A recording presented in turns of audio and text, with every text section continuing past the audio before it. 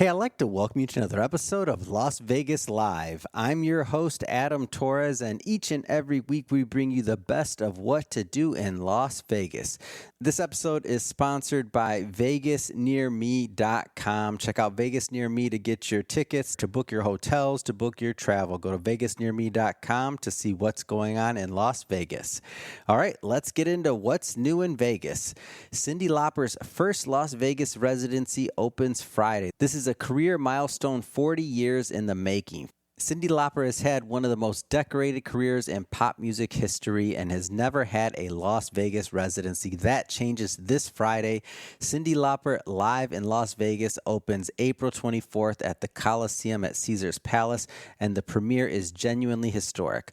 Lauper was inducted into the Rock and Roll Hall of Fame in 2025. She became the first woman in history to land 4 top 5 singles from a debut album. She won a Grammy for Best New Artist, won a Tony Award for Kinky Boots on Broadway, and the first solo woman ever to win that prize, and has sold over 50 million records worldwide. Her 2024-2025 Girls Just Want to Have Fun farewell tour concluded at the Hollywood Bowl with Joni Mitchell, Cher, and Billie Eilish as surprise guests. The Las Vegas residency is a special encore for fans who missed the farewell tour. 5 shows at the Colosseum on April 24th, 25th, 29th, May 1st, and May 2nd, starting at $77. These may be among the final concert performances she gives anywhere. Also in what's new in Vegas, David Copperfield's final 2 weeks, the clock is now visible. David Copperfield closes his 25-year MGM Grand residency on April 30th. As of this week, fewer than 2 weeks of performances remain. Over 7 million visitors attended this show during its 25-year run, making it one of the most attended single-venue entertainment residencies in Las Vegas history. Copperfield performed up to 15 shows per week in the 740-seat theater that bore his name since 2013. If you have never seen it and are in Las Vegas before April 30th, this is the final window. Tickets are from $86 to $126, and you can find those on VegasNearMe.com. Right, rounding out our What's New in Vegas segment, Hard Rock Guitar Tower reaching full height. We've been watching this one. The Hard Rock Hotel and Casino Las Vegas Guitar Tower on the former Mirage site is approaching its 42-story structural peak on Las Vegas Boulevard, with blue glass cladding visible on the lower floors and the full guitar silhouette now clearly readable from the Strip. The 660-foot target height Q4 2027 opening and the nearly 3,600 room complex remain on schedule. The guitar shape is already becoming one of the most recognizable new skyline landmarks on the north end of the Strip. Let's move on to our top 10 things to do in Las Vegas this week. Number 10, Las Vegas Aviators Baseball. 6 home games this week. The Las Vegas Aviators are home for 6 consecutive games this week, running Tuesday through Sunday against the Salt Lake Bees.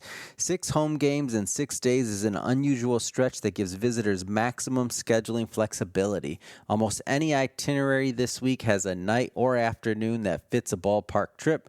April evenings in Las Vegas are ideal for outdoor baseball, warm without the summer heat, clear skies, long daylight hours for the early evening starts. Las Vegas Ballpark in Summerlin remains one of the top-rated minor league stadiums in the country. A modern, beautifully designed facility in the heart of downtown Summerlin, surrounded by restaurants, bars, and shops, with the Spring Mountains forming the backdrop to the west. The Aviators are the AAA affiliate of the Oakland Athletics, meaning the baseball is played by players at or near the major league level. This is real competitive professional baseball in a great setting. Full schedule and seats are at VegasNearMe.com. Number 9, Wizard of Oz. The Wizard of Oz runs daily at Sphere all week and offers a different kind of scheduling opportunity. Monday through Wednesday are the 3 quietest days of an otherwise busy week. Sphere runs 3 times daily on those days, 2, 5, and 8 p.m., and a Wizard of Oz afternoon or evening on any of those days is uncrowded and unhurried as those experiences get. Combined with NAB Show attendance or midweek B-52s or David Byrne evening, it builds naturally into a full Las Vegas day. Thursday through Saturday, the Sphere double header option returns.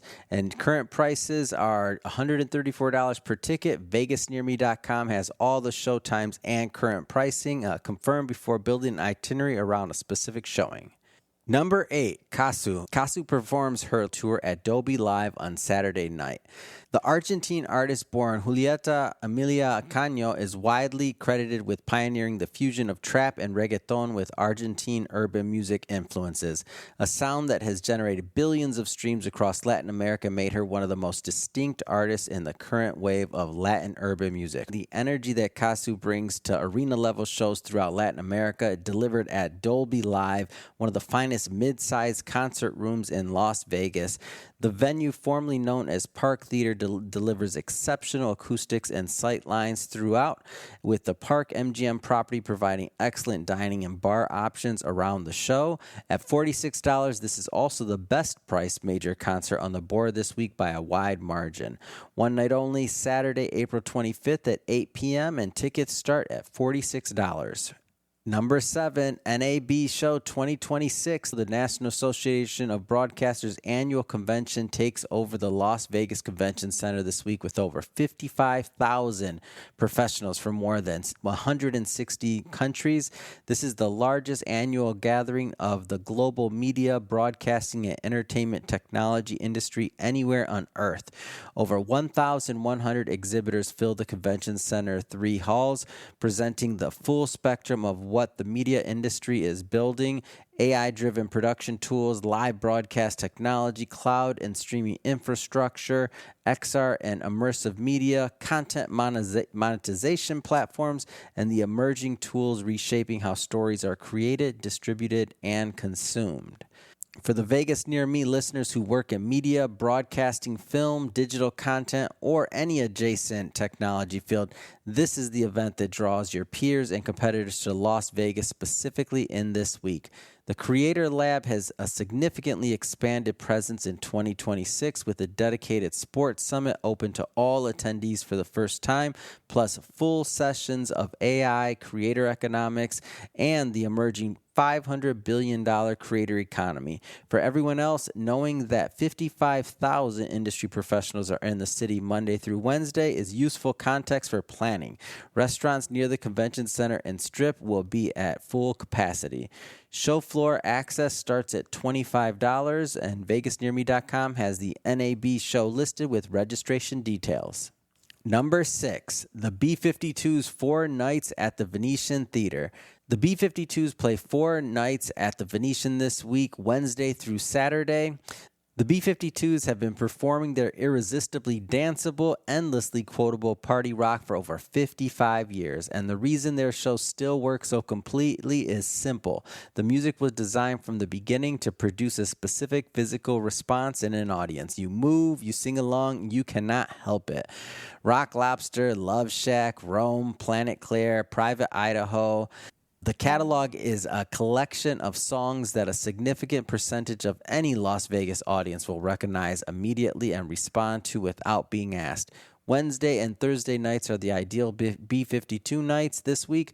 The earlier part of the week before the Sick New World and Cyndi Lauper weekend competes for attention. The Venetian Theater is an excellent mid-sized room, intimate enough to concentrate the energy, well-produced, and surrounded by the Venetian Resort with some of the best dining on the center strip. 4 nights, Wednesday through Saturday, 8 p.m. nightly. Tickets start at $101, and you can get them at VegasNearMe.com. Number 5, WWE Monday Night Raw, Post-WrestleMania Edition. The Post-WrestleMania Monday Night Raw is the most unpredictable and often the most electric episode of WWE television in the entire year, and it is at the T-Mobile Arena this Monday at 4:30 p.m. The audience that fills the arena for this show is the WrestleMania crowd still in Las Vegas, still at full energy with nothing to protect and everything to react to. 2 nights of championship matches just concluded, major storylines have shifted, and the Raw that follows is where WWE plants the seeds for the next several months of programming, which means every segment carries outsized consequences. Surprise returns happen on post-WrestleMania Raw more often than any other episode. episode. New championship challengers emerge in the immediate aftermath of the biggest title matches of the year. Angles that were teased or hinted at across WrestleMania weekend get followed up or flipped entirely. The crowd's ability to make or break moments in real time, the loudest, most knowledgeable wrestling audience of the year in the room, makes the show feel genuinely alive in a way that regular season Raw cannot replicate. Monday, April 20th, 4:30 p.m. at T-Mobile Arena, starting at $110. The 4:30 p.m. start means the show wraps in time to get to that David Byrne show at the Colosseum at 8 p.m. This is a genuinely completable Monday evening. Post WrestleMania Raw at 4:30, David Byrne at 8, two completely different worlds. VegasNearMe.com has both listed. Number 4, David Byrne, Who is the Sky Tour, one night only. David Byrne opens the week with a one-night-only stop at the Colosseum on Monday, April 20th, the first major entertainment event of post-WrestleMania Monday. Byrne founded and fronted Talking Heads, one of the most influential rock bands in American music history, and the Who is the Sky Tour supports his first new studio album since 2018's American Utopia, itself the basis for one of the most acclaimed concert films in recent memory, directed by Spike Lee. The Who is the Sky album was produced by Kid Harpoon and features new orchestral arrangements by the Ghost Train Orchestra, blending Byrne's avant-garde instincts with accessible pop craft. The live show is a nearly 2-hour performance by a 13-member touring ensemble, including veterans of the American Utopia band.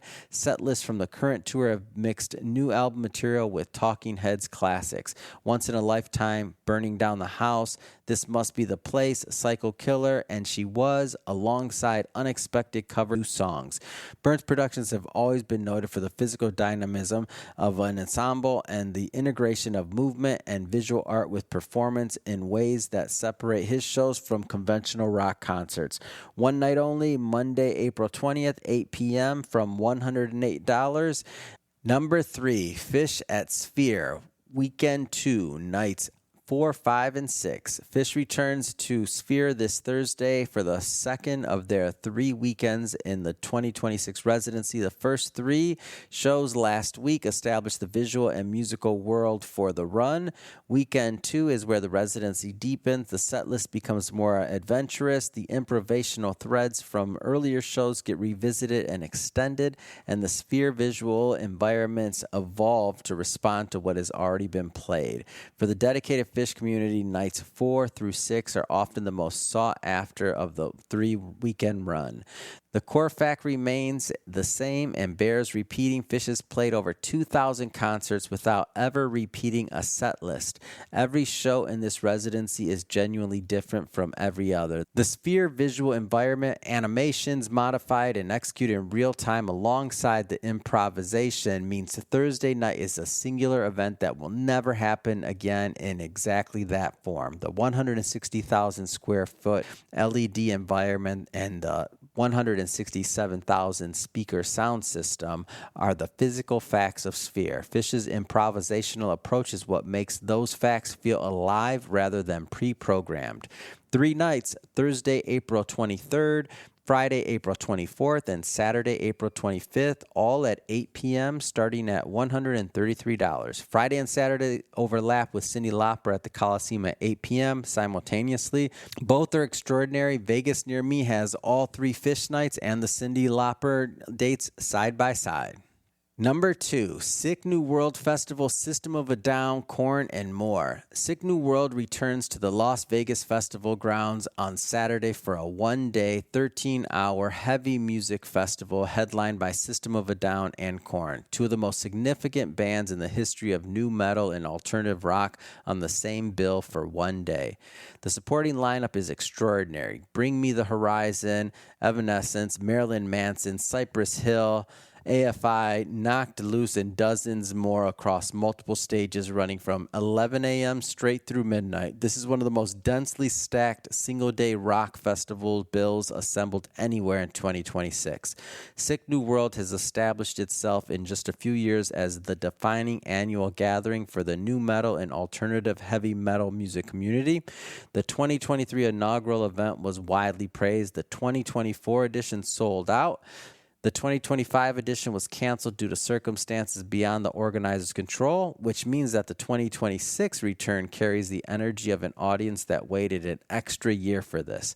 The Las Vegas Festival grounds at the north end of the Strip is the right scale for a crowd that System of a Down and Korn draw. Large enough for the numbers, open air enough for the full day experience.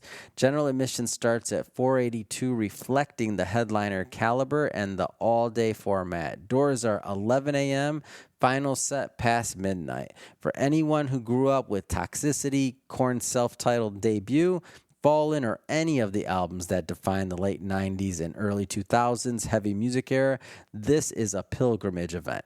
VegasNearMe.com has the listing with all ticket options. And now for number one, Cyndi Lauper live in Las Vegas opening weekend. This has to take number one. This is a genuinely historic moment in Las Vegas entertainment. Cyndi Lauper performing her first ever Las Vegas residency this Friday night in a career spanning more than 4 decades. She has never done a Las Vegas residency before, as I mentioned. This is the first one. It follows her conclusion of her Girls Just Want to Have Fun farewell tour, which was a 68-date global run, which included her first ever sold-out headline show at Madison Square Garden and ended at the Hollywood Bowl. Absolutely amazing. Cyndi Lauper was inducted into the Rock and Roll Hall of Fame in 2025. This is going to start Friday, April 24th is the opening night. Saturday, April 25th is the second show. 3 more performances follow, April 29th, May 1st, and May 2nd, all at the Colosseum starting at 8 p.m. with tickets starting at just $77, one of the most accessible prices for a show of this caliber at this venue. Visit Vegas Near Me. It has all 5 nights listed with ticket comparisons across providers. Visit VegasNearMe.com, which has all 5 nights listed with tickets comparisons across all providers. And that wraps up our top 10 things to do in Las Vegas this week. I'm your host, Adam Torres. This has been Las Vegas Live, and we'll end with a big shout out to VegasNearMe.com. Be sure to head on over to VegasNearMe.com for all of your Las Vegas tickets and booking needs. And I will see you again next week for the next top 10 things to do in Las Vegas.